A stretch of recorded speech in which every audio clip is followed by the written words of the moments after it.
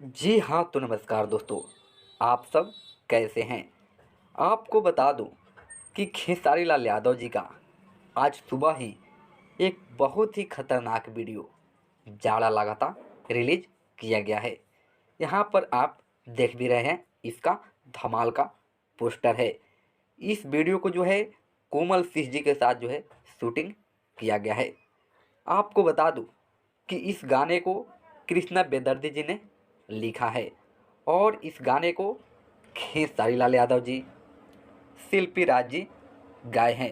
ये गाना अभी तक आप नहीं सुने हैं तो जाकर blue beat Bhojpuri YouTube channel के माध्यम से इस गाने को सुन सकते हैं। अगर सुन लिए हैं तो कमेंट बॉक्स में ज़रूर बताएं एक गाना आप सभी को कैसा लगा।